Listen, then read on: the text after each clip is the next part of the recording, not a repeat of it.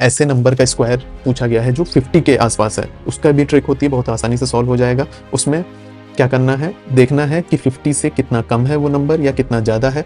इसमें हम लोगों को उसी नंबर में डिफिशियंसी और एक्सेस प्लस माइनस नहीं करना होता है। 25 में हम लोग फर्स्ट पार्ट निकालने के लिए 25 में डिफिशियंसी माइनस करते हैं या एक्सेस ऐड करते हैं, तो वो हमें आंसर का पहला पार्ट देता है। कैसे, एग्जांपल के तौर पे यहाँ 46 दिया हुआ है। 46 जो हमारा डिफिशियंसी है 50 से कितना है, 4 का। अब इसमें आंसर का पहला पार्ट निकालने के लिए हम यहाँ पे 25 से 4 माइनस कर देंगे और दूसरा पार्ट हमें 4 का स्क्वायर करके ही मिलेगा। कैसे आएगा आंसर, 21 एंड 4 का स्क्वायर 16। ये हमारा आंसर हो जाएगा 46 का स्क्वायर करने पे कैसे आता है। ऐसे ही आगे 47 का दिया हुआ है, 47 करके दिखाता हूँ मैं आपको। 47 में डिफिशियंसी है 3 की, इसमें 25 में 3 माइनस कर देंगे पहला पार्ट निकालने के लिए और दूसरा पार्ट निकालने के लिए 3 का स्क्वायर कर देंगे। कितना आएगा, 2109, 22 आएगा यहाँ पे। 25 माइनस 3 22 आएगा और 3 का स्क्वायर 09 उसमें ऐड होगा। सही से मैं लिख देता हूँ 2209, यहाँ पे आंसर आ गया।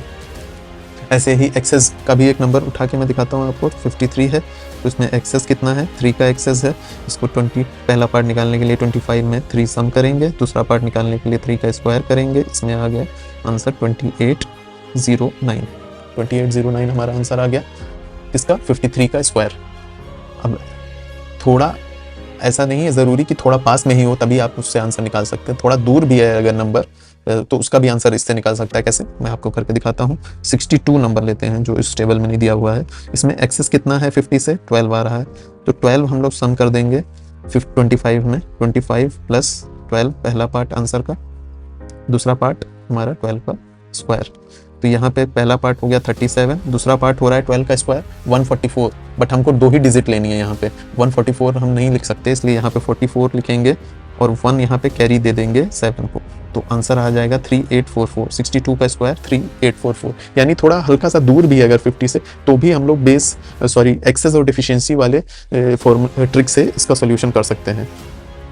आगे देखते हैं। अब हम लोगों को स्क्वायर रूट कैसे आसानी से निकालने हैं ये देखना है।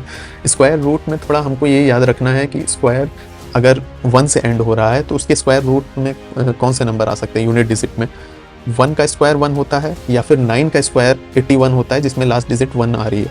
यानी अगर किसी नंबर का दिया हुआ है और हमसे स्क्वायर रूट पूछा है, उसकी यूनिट डिजिट अगर 1 दी है तो उसके स्क्वायर रूट में यूनिट डिजिट 1 या फिर 9 हो सकती है।